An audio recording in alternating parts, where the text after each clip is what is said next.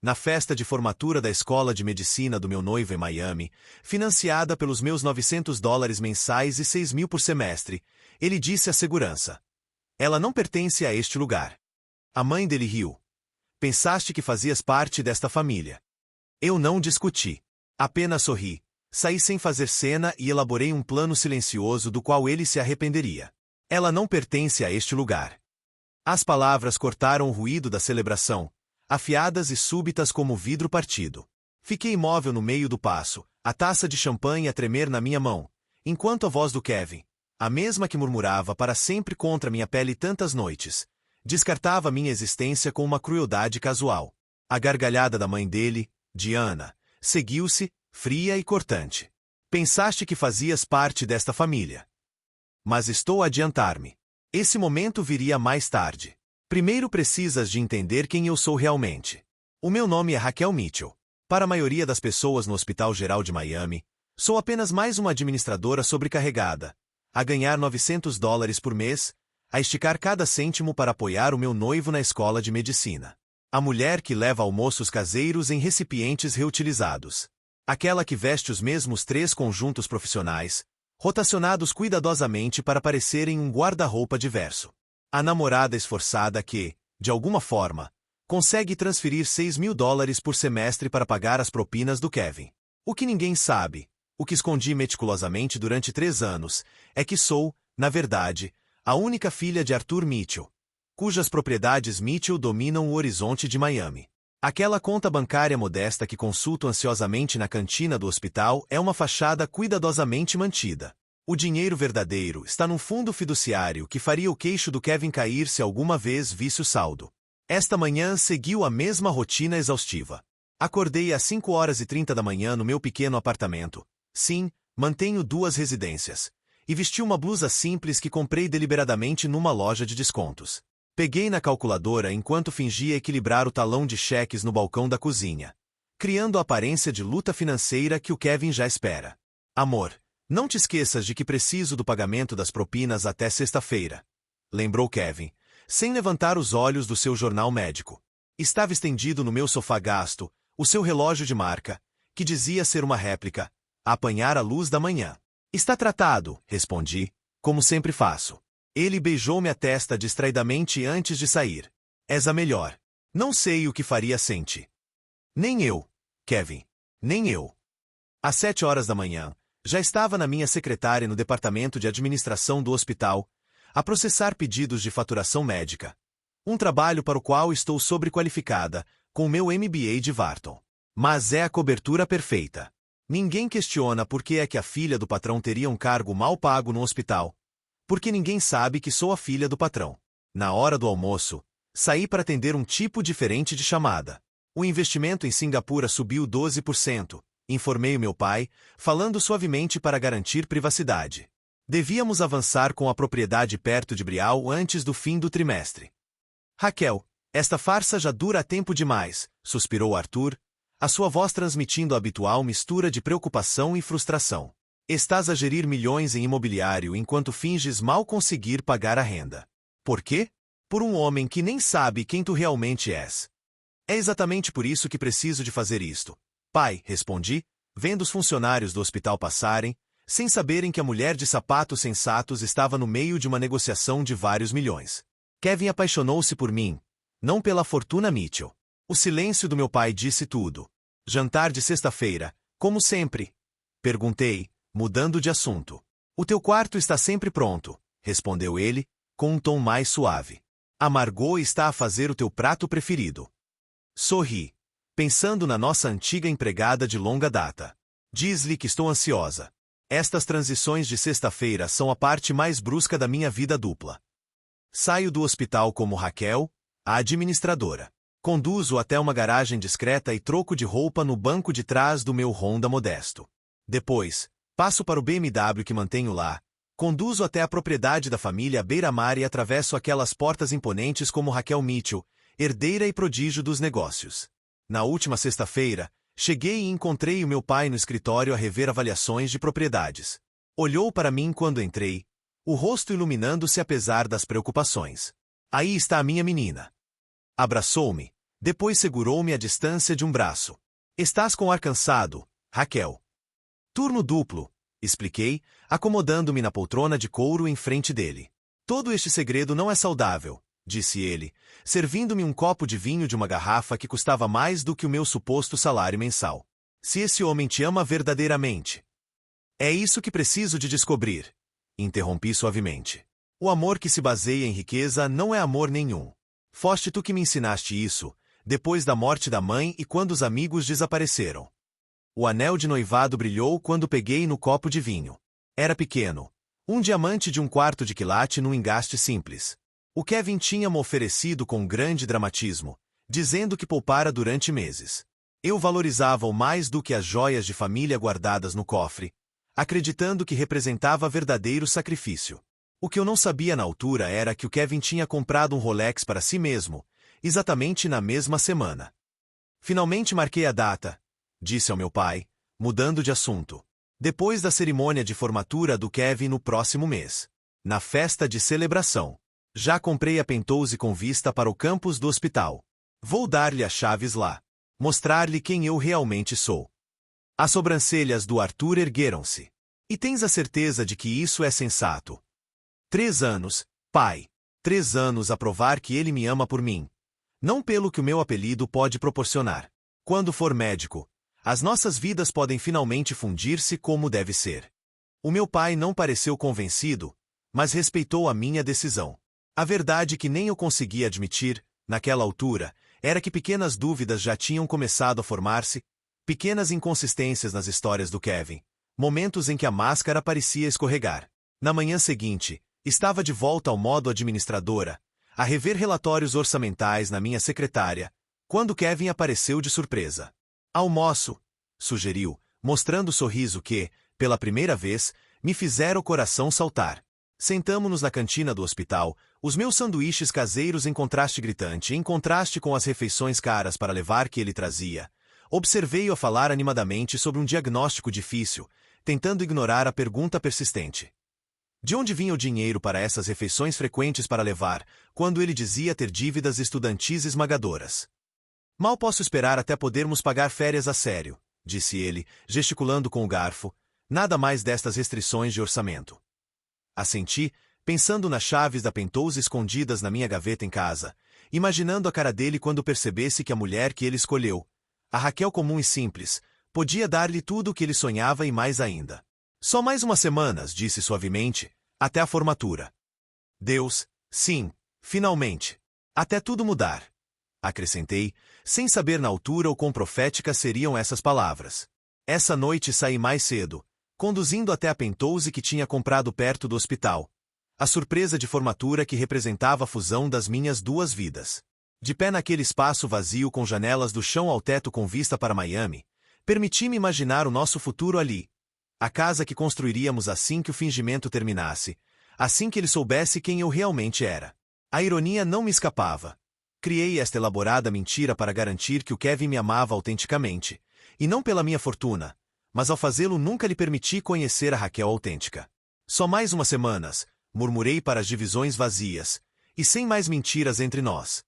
Não podia saber naquela altura que a única mentira real no nosso relacionamento era aquela da qual eu ainda não tinha conhecimento. E não tinha nada a ver com a minha riqueza escondida. A primeira vez que percebi que algo estava genuinamente errado foi numa terça-feira à noite, em março. O Kevin tinha mandado mensagem a dizer que ia chegar tarde. Mais um grupo de estudo para um exame importante de cardiologia. Tinha preparado a sua massa preferida, cronometrada perfeitamente para o seu habitual regresso às 20 horas. Às 22h30, a comida estava fria e eu estava a olhar para o telemóvel quando ele finalmente chegou, pouco antes da meia-noite. O cheiro de um perfume desconhecido pairava levemente na gola dele. Não forte, apenas presente o suficiente para ser notado quando se inclinou para me beijar na face. A biblioteca estava cheia, explicou, largando o saco junto à porta. O Dr. Winters é famoso pelas perguntas traiçoeiras. Assenti, sem mencionar que tinha ligado à biblioteca médica às 21 horas e soube que tinham fechado mais cedo para manutenção. Uma pequena mentira, talvez, mas plantou uma semente de dúvida que cresceria a uma velocidade alarmante. A massa no frigorífico, disse em vez disso. Comi qualquer coisa com o grupo, respondeu ele, dirigindo-se ao duche sem mais uma palavra. Na manhã seguinte, encontrei a carteira dele no balcão da casa de banho e fiz algo que nunca tinha feito antes. Olhei lá dentro. Atrás do cartão de estudante estava um talão do Martinos, um restaurante de carnes de luxo no centro da cidade. Hora, 20h27. $157 para 2 pessoas. O grupo de estudo pareceu ter sido bastante seletivo.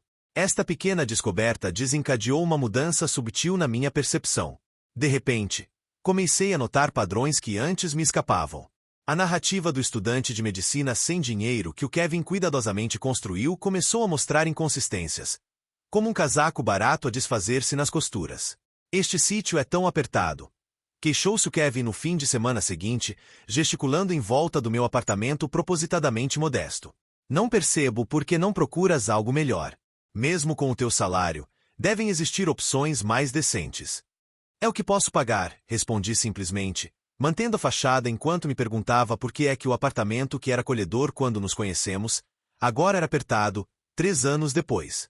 Se me deixasses ajudar com o teu currículo, podias arranjar um trabalho melhor remunerado, continuou, enquanto deslizava pelo telemóvel. Alguém com a tua educação devia ganhar mais.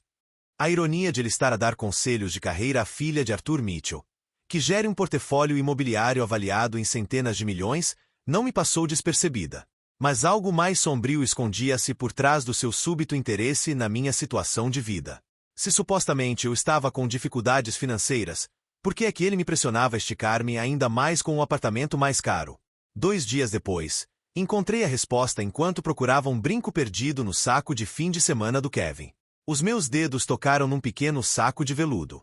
Lá dentro estava um par de brincos de diamantes da Tiffany's, muito mais caros do que qualquer coisa que ele alguma vez me tenha dado. O talão mostrava que tinham sido comprados na semana anterior. O estômago deu um nó enquanto cuidadosamente voltava a colocar tudo exatamente como estava. Os brincos não eram para mim. Isso era óbvio. Mas para quem eram? E como podia ele pagar por tal luxo, quando supostamente eu é que cobria as suas propinas?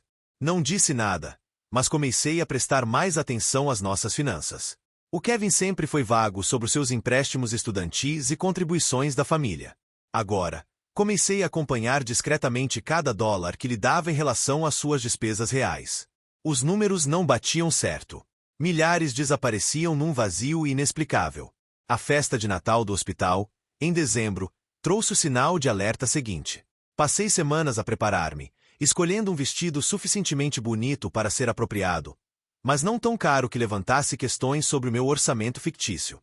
O Kevin estava estranhamente relutante em ir, dizendo que precisava de estudar, mas acabou por aceitar depois de eu lhe lembrar da importância do networking para as candidaturas de residência.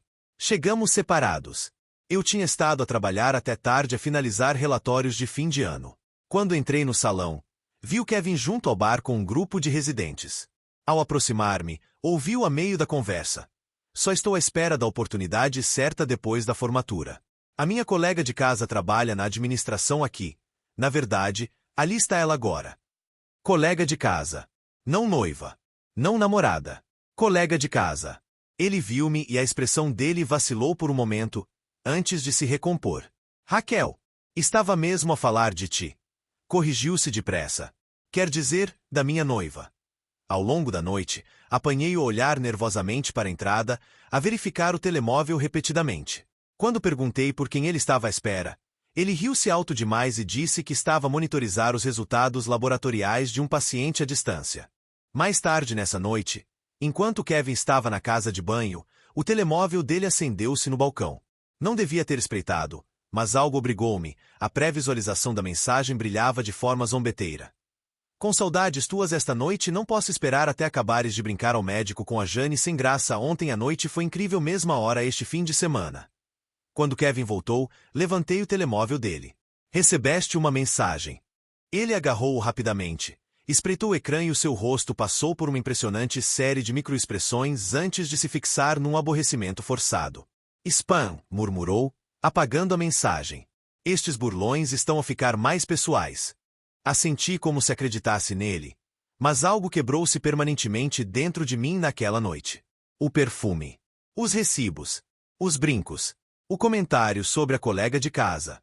E agora esta mensagem. Formavam um padrão que eu já não podia ignorar. No nosso jantar habitual de sexta-feira, o meu pai notou a minha distração. Mal tocaste na comida, observou o Arthur, enquanto estávamos sentados no seu escritório mais tarde. O que se passa? Pela primeira vez, confiei-lhe as minhas crescentes suspeitas. Com cada exemplo que partilhei, a expressão do meu pai escureceu. Sei que querias fazer isto à tua maneira, disse finalmente, mas acho que está na hora de descobrirmos exatamente quem é este homem. Abanei a cabeça. Preciso de descobrir isto sozinha. Raquel. O tom dele era gentil, mas firme. Às vezes o amor cega-nos ao que está mesmo à nossa frente. 3 dias depois, apareceu um envelope na minha secretária, na propriedade. Lá dentro estavam fotografias. O Kevin ia entrar num condomínio de luxo em Brielle. O Avalon. Um dos endereços mais exclusivos de Miami. Fotos adicionais mostravam-no a usar um cartão de acesso, claramente à vontade com o edifício.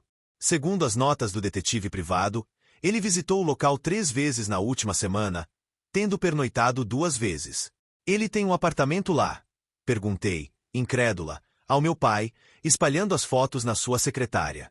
Não em nome dele, respondeu o Arthur. A unidade está arrendada a uma empresa de fachada. O meu investigador ainda está a rastrear a propriedade. Fitei as imagens, tentando conciliá-las com o homem que se queixava do meu apartamento barato, enquanto aparentemente mantinha uma residência secreta num dos prédios mais caros de Miami. Há mais, disse meu pai em voz baixa, deslizando outra foto pela secretária. Nela, o Kevin voltava a entrar no prédio, mas não sozinho. Uma mulher caminhava ao lado dele, o braço dele em volta da cintura dela. Riam-se de algo. Ela era deslumbrante, alta, elegantemente vestida, completamente desconhecida. A rachadura no meu coração alargou-se para um abismo. O que vais fazer? Perguntou Arthur. Recolhi cuidadosamente as fotos, a mente já a calcular, a planear. Nada por enquanto, disse com a voz firme, apesar do tumulto interior. A formatura do Kevin é daqui a 3 semanas. Acho que está na hora de descobrir exatamente que jogo ele está a jogar antes de mostrar as minhas cartas. Saí do escritório do meu pai com um envelope de provas. Os alicerces da realidade que construí com tanto cuidado a desmoronar-se debaixo dos meus pés. A mulher que fingia ser estava a ficar sem razões para continuar a fingir. As fotos queimavam um buraco na gaveta da minha secretária durante 3 dias, enquanto lutava com o que fazer a seguir. Parte de mim queria o confronto imediato. Atirar as provas à cara do Kevin e vê-lo tentar justificá-las. Mas a estratega em mim, a mulher de negócios que aprendeu paciência com o próprio Arthur Mitchell, sabia melhor. Eu precisava da imagem completa antes de agir. A minha posição na administração hospitalar dava-me acesso ao sistema de agendamento. Disse a mim mesma que era apenas verificação, não invasão de privacidade, quando entrei após o expediente e procurei o horário do Kevin. O que encontrei fez o meu estômago revirar. Todas as quintas-feiras à tarde, nos últimos 4 meses, o Kevin tinha bloqueado uma hora para uma consulta recorrente com uma paciente chamada Vanessa Rives. O primeiro sinal de alerta foi o local. Não a clínica geral onde os residentes costumam atender, mas uma sala de consulta privada no edifício leste. O segundo foi a ausência de notas no ficheiro dela, incomum para uma paciente recorrente. As redes sociais preencheram as lacunas com brutal eficiência. Vanessa Rives, representante de vendas farmacêuticas, perfil cheio de fotos da vida noturna de Miami. E lá, enterrada no seu Instagram de apenas 2 semanas atrás, uma imagem num bar no terraço. O Kevin não estava identificado, mas reconheci o relógio, a mão dele pousada possessivamente nas costas dela no canto da imagem. As minhas mãos tremiam enquanto fechava o portátil. Isto não era apenas um caso. A natureza calculada da situação, usar recursos do hospital, bloquear tempo oficial, sugeria algo muito mais deliberado. Na manhã seguinte, tomei uma decisão. Se queria entender o que estava a acontecer, precisava de falar com alguém que talvez tivesse vivido mesmo.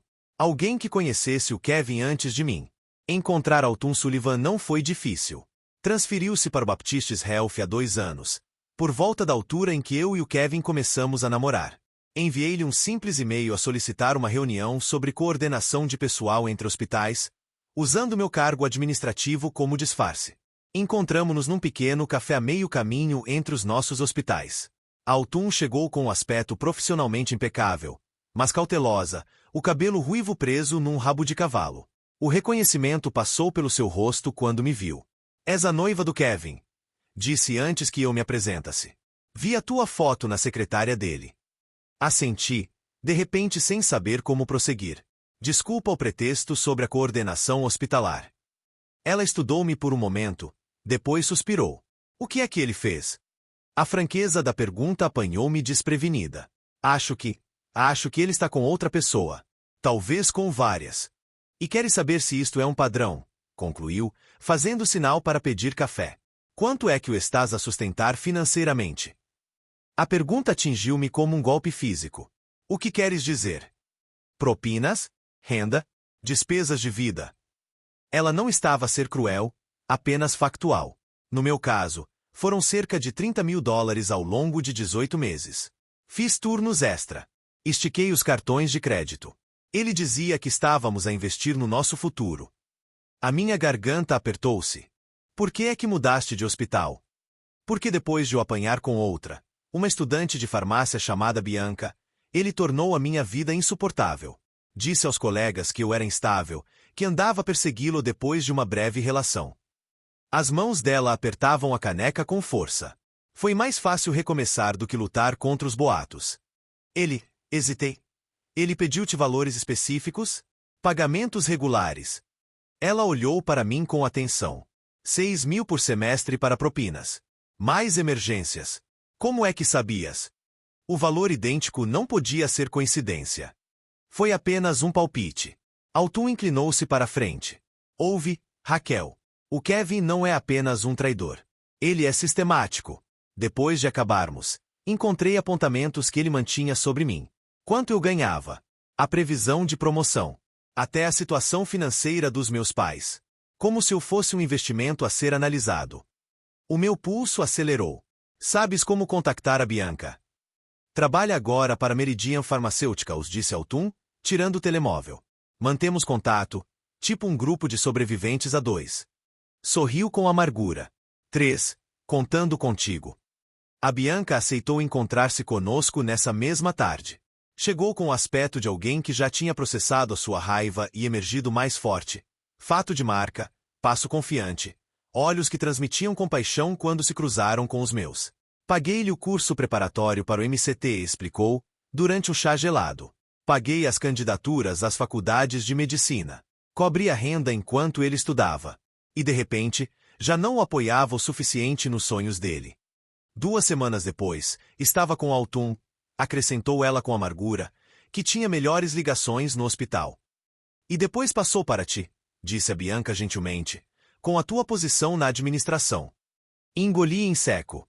Quanto é que ele te tirou? Cerca de 20.000 no total. O meu primeiro salário anual como representante farmacêutica. Encolheu os ombros, mas vi a dor ainda ali. Lição de vida cara. Enquanto partilhavam as suas histórias, o padrão tornou-se inegável. O Kevin não só tinha traído. Ele desenvolveu um sistema calculado de exploração financeira, saltando de mulher para mulher à medida que lhe serviam os propósitos, cada uma, sem saber, a financiar diferentes fases da sua carreira médica. A peça final encaixou-se nessa noite. Nunca tinha procurado deliberadamente nas coisas do Kevin. Mas agora entrei no seu gabinete no campus com uma determinação fria.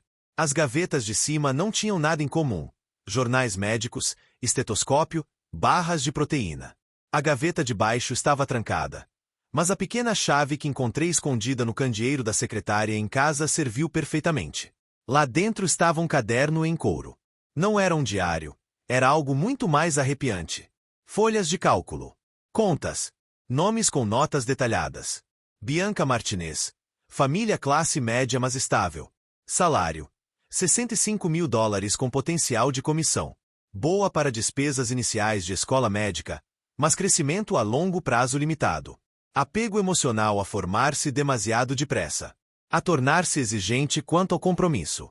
Linha temporal para transição. Completo Altum Sullivan ligações hospitalares excelente salário de enfermagem com potencial de horas extra $75.000 mais perspectiva de crescimento profissional limitada a ficar desconfiada com as finanças linha temporal para transição completa Raquel Mitchell posição administrativa com potencial de crescimento extremamente responsável financeiramente sem riqueza familiar. Visível mas excelente gestão de dinheiro completamente confiável e sem questionar o apoio financeiro potencial para apoiar durante a residência linha temporal 80% completa.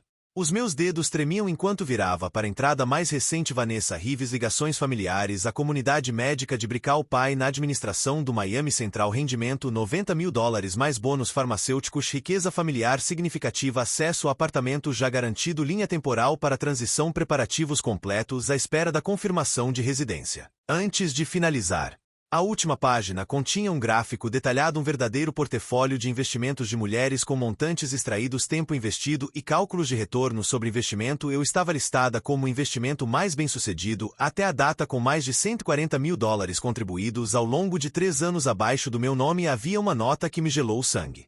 Estratégia de noivado a funcionar perfeitamente sem suspeitas manteremos até garantir residência através das ligações hospitalares depois executar transição para Vanessa após graduação. Fotografei cada página com a visão turva pelas lágrimas que recusei deixar cair isto não era apenas traição era predatório clínico sociopático quando voltei a colocar o caderno e tranquei a gaveta algo mudou fundamentalmente dentro de mim a dor ainda estava lá mas agora rodeada por uma clareza fria e dura. Isto não era sobre salvar a minha relação nem sequer era exatamente sobre vingança era sobre justiça. Ao conduzir para casa liguei para Altum e a Bianca pedindo que nos voltássemos a encontrar tragam registros financeiros disse tudo o que conseguirem encontrar sobre o que lhe deram o que estás a planear? Perguntou a Bianca. Algo apropriado respondi com a mente já a calcular a arquitetura precisa da queda do Kevin. Ele tem investido no seu futuro através de nós acho que está na hora do portfólio dele colapsar. Nas 2 semanas que antecederam a graduação do Kevin vivi uma estranha vida dupla dentro da minha existência já dividida durante o dia continuei a representar o papel de noiva dedicada a sorrir durante conversa sobre nosso futuro enquanto em segredo coordenava com Altum e a Bianca para documentar cada dólar que o Kevin nos tinha extraído. À noite fazia preparativos para aquilo que ainda acreditava ser o momento em que os meus 2 mundos finalmente se uniriam. A festa de graduação do Kevin no Ocean Terrace Hotel um dos mais exclusivos hotéis à beira-mar de Miami não era o tipo de local que uma administradora hospitalar a ganhar $900 por mês poderia pagar disse ao Kevin que tinha sido financiado através de uma recolha especial entre os funcionários do hospital e os colegas de graduação uma explicação plausível que ele aceitou sem questionar demasiado focado no seu momento de glória para notar a impossibilidade da matemática. Na realidade organizei tudo através de 3 diferentes organizadores de eventos usando empresas de fachada ligadas ao meu fundo fiduciário mas impossíveis de rastrear ao nome Mitchell o salão com vista para o Atlântico custava mais por uma noite do que o meu suposto salário anual cada taça de champanhe em cristal e centro de mesa com orquídeas selecionados com cuidado esta seria a noite que mudaria tudo queria que fosse perfeita embora por razões completamente diferentes das que tinha inicialmente planeado. A ironia não me escapava enquanto me vestia para a noite escolhendo um simples vestido azul que ainda mantinha a fachada dos meus modestos meios as chaves da Penthouse que tinha tencionado entregar ao Kevin estavam na minha caixa de joias substituídas na minha clute de noite por cópias das entradas condenatórias do seu caderno e um pequeno gravador digital. Kevin e eu chegamos separadamente ele foi mais cedo para a procissão dos graduados enquanto eu vim mais tarde para a recepção.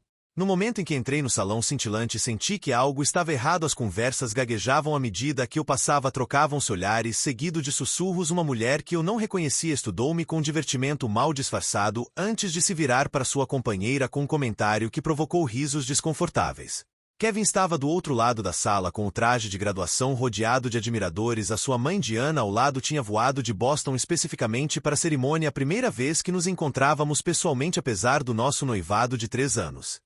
Quando Kevin me viu o sorriso vacilou quase imperceptivelmente antes de recuperar acenou mas não fez nenhum movimento para se aproximar ou me apresentar ao grupo que o rodeava. Durante 30 minutos circulei sozinha pela festa que eu própria tinha organizado e pago a fazer conversa educada enquanto observava o Kevin e a Diana trabalharem deliberadamente a sala em padrões que nunca se cruzavam com os meus cada vez que me aproximava mudavam misteriosamente para outro grupo de conversa. Deve ser a Raquel, disse finalmente uma voz atrás de mim. Virei-me e encontrei Diana Blackwood, a mãe do Kevin, a avaliar-me com cálculo frio ao perto. Percebi de onde o Kevin tinha herdado o charme e a capacidade de esconder intenções verdadeiras atrás de uma expressão agradável. Senhora Blackwood, estou tão feliz por finalmente conhecê-la. Respondi estendendo a mão. Ela apertou-a brevemente o aperto frouxo e desdenhoso. O Kevin diz que trabalhas no departamento de faturação ou algo assim. Administração hospitalar, corrigi suavemente. Que bom. O tom sugeria exatamente o contrário. Sempre admirei pessoas que estão contentes com conquistas modestas. Antes que pudesse responder, ela olhou por cima do meu ombro e animou-se artificialmente. Tenho mesmo de cumprimentar os Henderson. Kevin mencionou que podem ter uma vaga na clínica deles. Tocou-me no braço com dedos frios. Falamos melhor depois, querida. Desapareceu na multidão, deixando-me com a nítida impressão de ter sido avaliada e considerada insuficiente. Não esperava calor por parte da mãe do Kevin, mas tal desprezo descarado surpreendeu-me especialmente porque, segundo a minha história fictícia, eu era a namorada dedicada que tinha ajudado a financiar a educação do filho. À medida que a noite avançava, o Kevin continuava com seu estranho comportamento de evasão, surgindo brevemente ao meu lado apenas quando parecia demasiado óbvio que não estávamos a interagir. Num desses momentos, o seu telemóvel vibrou com uma mensagem que o fez franzir a testa. "Está tudo bem?" perguntei. "Só uma preocupação com o paciente." Respondeu com naturalidade, nada urgente. Sabia que estava a mentir. Residentes não geriam preocupações de pacientes de forma independente, especialmente não na noite da formatura. 10 minutos depois desculpou-se para ir à casa de banho pela terceira vez. Naquela hora algo levou-me a segui-lo, mantendo uma distância discreta. Em vez de virar para as casas de banho, o Kevin entrou num corredor de serviço que levava a um pequeno terraço com vista para o mar. A Diana já o esperava lá. Posicionei-me mesmo dentro da porta, escondida por uma palmeira decorativa. As vozes deles ouviram-se claramente no ar noturno. "Ela está a começar a notar que algo está errado", dizia o Kevin. "Tenho de ser cuidadoso nestas últimas semanas." Diana bufou. "Não percebo por que estás a prolongar isto. A rapariga está obviamente abaixo de ti, sem ligações familiares, emprego medíocre e nem sequer é particularmente atraente. Ela pensa que nos vamos casar na próxima primavera", respondeu Kevin. "Tenho de manter isso até a minha posição de residência ser confirmada. O supervisor dela está no comitê de colocação." "E a Vanessa?" perguntou Diana. "Ela está a ficar impaciente." "Está sob controlo. O pai dela já deu a entender que me consegue colocar diretamente na especialização de cardiologia, só mais um mês no máximo." Senti-me estranhamente calma, enquanto ouvia, como se estivesse a observar uma cena de um filme em vez da dissolução da minha própria relação. "O salário dela não é grande coisa, mas cada dólar ajuda." Continuou Kevin. "Quando estiver estabelecido no Miami Central, termino tudo, digo-lhe que preciso de me focar na carreira." Diana riu. "Sempre foste bom a gerir os teus investimentos." "Sim, mãe, já alinhei alguém melhor. A Raquel é apenas material de investimento, não material de família." As palavras deviam ter doído, mas em vez disso apenas confirmaram o que eu já sabia. Dei um passo atrás, tencionando recuar antes de eles voltarem para dentro, mas colidi com um empregado de mesa. O tabuleiro com copos vazios caiu no chão. Kevin e Diana viraram-se bruscamente com o barulho. Por um momento ninguém falou. O olhar de pânico que passou pela cara do Kevin quase valeu os 3 anos de engano. Endireitei os ombros e caminhei diretamente até eles, o coração a bater com força, mas a expressão perfeitamente composta. Diana recuperou primeiro o rosto, transformando-se numa máscara de cortesia social. "Raquel, querida, estávamos mesmo a vir procurar-te." Mentiu com naturalidade. Olhei para o Kevin, cuja expressão alternava rapidamente entre choque, cálculo e controlo de danos. "Quanto ouviste?" perguntou ele finalmente. "O suficiente." Dei mais um passo em direção a eles. E algo na minha expressão deve ter alarmado Kevin. Ele olhou em volta, avistando um segurança a patrulhar o terraço. Com um gesto subtil, chamou o homem. "Há algum problema aqui, senhor?" perguntou o segurança. A transformação do Kevin foi imediata e completa. Desapareceu qualquer traço do homem em pânico, apanhado numa mentira. No seu lugar, estava um jovem médico confiante, a irradiar a autoridade. "Sim", disse calmamente. "Ela não pertence a este lugar. Pode escoltá-la para fora, por favor." O segurança olhou confuso, alternando o olhar entre nós. "Senhor." Diana riu então, um som como vidro a partir-se. "Pensaste que fazias parte desta família, ó, querida?" Outros convidados já começavam a notar o tumulto, virando-se para observar. Sentia os seus olhares como toques físicos, curiosos, cheios de pena, entretidos com o drama inesperado. Nesse momento cristalizado de humilhação pública, com 3 anos de mentiras expostas sob os lustres cintilantes de uma festa que eu própria financiara em segredo, tomei uma decisão que mudaria tudo o que se seguiria. Não chorei. Não gritei. Não revelei o esquema do Kevin nem a minha verdadeira identidade. Sorri com calma deliberada. Retirei o modesto anel de noivado do meu dedo. O anel que ele dizia ter esgotado as suas poupanças, mas que agora sabia ter provavelmente sido comprado com o dinheiro de outra mulher. Segurei-o à luz por um momento e depois deixei-o cair suavemente no copo de champanhe do Kevin. Parabéns pela formatura, Dr. Blackwood, disse com firmeza. Desejo-lhe exatamente o futuro que merece. Depois virei-me e saí, de cabeça erguida, passos medidos, ignorando os sussurros que me seguiam pelo salão de festas. Nenhuma lágrima caiu até estar em segurança dentro do carro, com a porta fechada contra o mundo. Só então permiti a mim mesma um momento de dor crua e pura. Pelo relacionamento que pensava ser real. Um momento para chorar o amor que nunca existiu. Depois enxuguei os olhos, liguei o motor e comecei a calcular mentalmente exatamente como desmontar o futuro cuidadosamente construído de Kevin Blackwood. Nessa noite não conduzi até ao meu pequeno apartamento. Já não havia razão para manter a charada. Em vez disso, fui diretamente ao arranha-céus à beira-mar onde a minha residência real me esperava. Uma penthouse com vista para a Baía de Biscayne que tinha comprado há 3 anos, mas raramente usava, mantendo-a apenas como ponto de encontro conveniente para associados de negócios que não podiam saber da minha identidade dupla. Os olhos do porteiro arregalaram-se ligeiramente quando saí do meu modesto Honda, em vez do habitual carro de luxo. Boa noite, senhorita Mitchell. Já passou algum tempo. Olá, George. Vou ficar aqui a tempo inteiro agora. Muito bem, senhora. Deseja que tragam as suas coisas do carro? Abanei a cabeça. Já não preciso de nada do que está lá. O elevador privado levou-me diretamente ao último andar. Quando as portas se abriram diretamente para o meu foyer, o contraste com o apartamento apertado que partilhei com o Kevin era chocante. Janelas amplas mostravam o horizonte cintilante de Miami. Arte moderna adornava as paredes que se erguiam até 5 metros de altura. Tudo brilhava com o luxo discreto de um espaço concebido para alguém que nunca precisou de ostentar a sua riqueza para sentir o seu valor.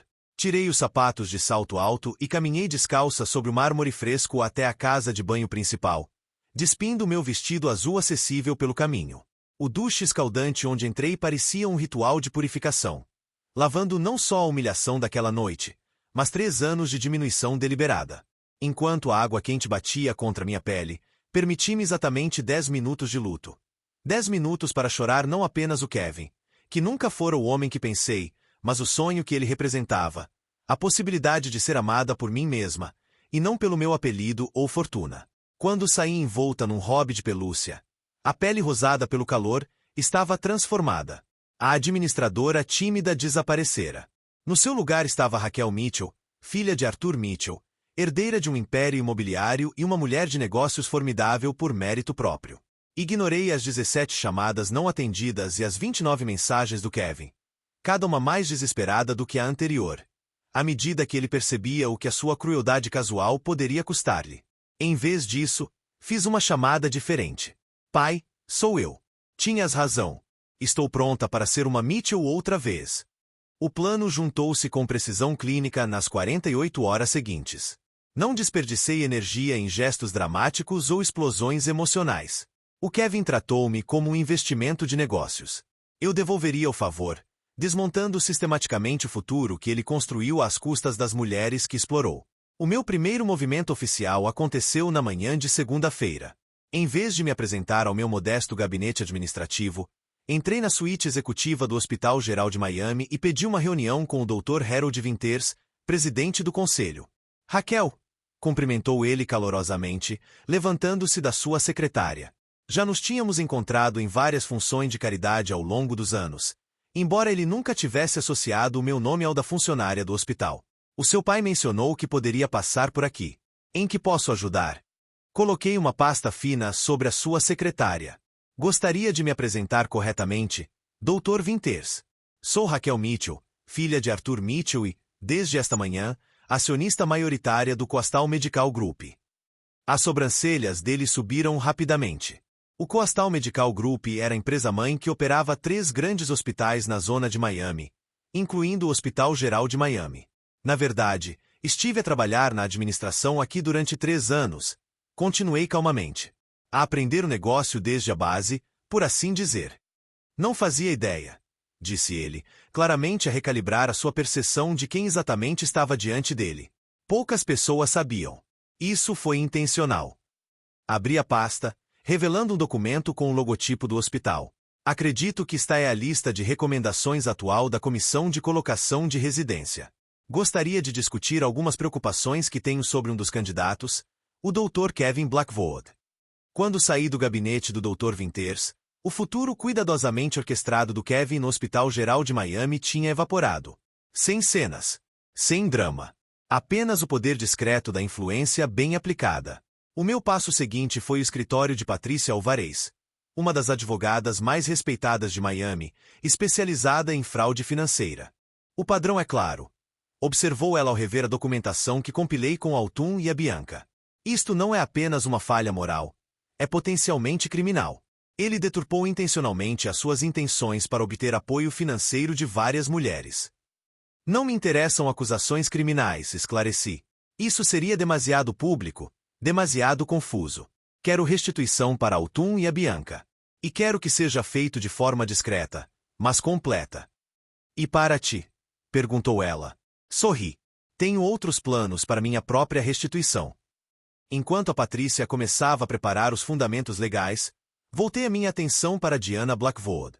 A mãe do Kevin operava uma agência imobiliária boutique em Boston especializada em propriedades de luxo, mantendo um escritório satélite em Miami para captar clientes ricos à procura de casas de inverno. O negócio dela dependia quase inteiramente de referências de promotores e gestores de propriedades, precisamente a rede que formava o núcleo da influência da Mitchell Properties. Um telefonema ao meu pai foi tudo o que foi necessário. Ela humilhou-te publicamente, disse o Arthur com gravidade depois de eu explicar a situação. Isso não é algo que esquecemos. Nada dramático, avisei. Nada que possa ser rastreado até nós. Raquel, tenho gerido situações de negócios delicadas desde antes de tu nasceres. Até ao próximo mês, a Diana Blackwood vai perguntar-se por que é que o telefone deixou de tocar. As mensagens cada vez mais frenéticas do Kevin continuaram durante toda a semana. Primeiro exigindo explicações, depois oferecendo desculpas, eventualmente descendo ameaças veladas sobre fazer-me pagar. Se eu prejudiquei a reputação dele junto do Dr. Winters, guardei todas as comunicações sem responder, adicionando-as ao dossiê crescente da Patrícia. Quando o porteiro me ligou a informar que o Kevin estava no átrio a exigir ver-me, quebrou-se finalmente o meu silêncio com uma única mensagem. Confundiste-me com alguém que ainda se importa com o que tens a dizer. Essa mulher já não existe. 3 meses passaram num turbilhão de ações cuidadosas e deliberadas. Aceitei o cargo que o meu pai há muito me tinha reservado, diretora financeira da Fundação Mitchell, que por acaso era a maior doadora privada da Fundação Médica de Miami. A Altum recebeu um acordo pelas suas perdas financeiras, mais indemnizações, permitindo-lhe saldar as dívidas que acumulou a apoiar o Kevin. O acordo da Bianca financiou o lançamento da sua própria empresa de consultoria farmacêutica. Diana Blackwood encerrou discretamente o seu escritório em Miami depois de a sua lista de clientes ter misteriosamente evaporado. O gala anual da Fundação Médica de Miami realizou-se no Ritz-Carlton numa noite perfeita de outubro. Cheguei acompanhada pelo meu pai, vestindo o vestido valentino que custava mais do que o salário mensal que o Kevin teria recebido como residente, se tivesse conseguido o cargo em que contava. Quando o Dr. Winters me apresentou a elite médica reunida como Raquel Mitchell, a nossa nova diretora financeira da Fundação e a visionária por detrás do nosso programa expandido de bolsas de residência, os murmúrios espalharam-se pela sala como fogo selvagem. E então viu, de pé perto do bar, num smoking alugado, a expressão atônita enquanto as peças finalmente se encaixavam. Kevin tinha conseguido um cargo de residência num pequeno hospital comunitário no norte de Miami. O único programa que o aceitou depois das suas recomendações terem sido misteriosamente retiradas do Miami General. Sustive o olhar dele do outro lado do salão apinhado, sem sorrir, sem franzir o sobrolho, apenas reconhecendo a sua presença com a avaliação fria de alguém a analisar um investimento com baixo desempenho. Naquele momento, vi o entendimento nascer-lhe no rosto. A realização esmagadora de que a mulher que ele descartou como mero material de investimento agora controlava não apenas a sua colocação em residência, mas todo o seu futuro profissional na comunidade médica de Miami. Levantei ligeiramente minha taça de champanhe na direção dele antes de me virar para cumprimentar o chefe de cardiologia, descartando efetivamente o Kevin da minha atenção. O leve suspiro de Diana Blackwood, que estava por perto e testemunhou a troca, foi audível o suficiente para chegar aos meus ouvidos. Ela não pertence a este lugar, ele dissera. Quão errado ele estava. Este é o fim da jornada da Raquel, da mentira à justiça. Se esta história de doce vingança lhe tocou, por favor clique em subscrever. Demora apenas um segundo e ajuda o nosso canal a crescer. Deixe um gosto se torceu quando Kevin percebeu quem a Raquel realmente era. E diga-me nos comentários qual foi a sua parte favorita. Foi quando ela descobriu o diário dele? Quando deixou o anel cair no champanhe dele? Ou quando recuperou o seu poder na gala? Adoraria saber a sua opinião.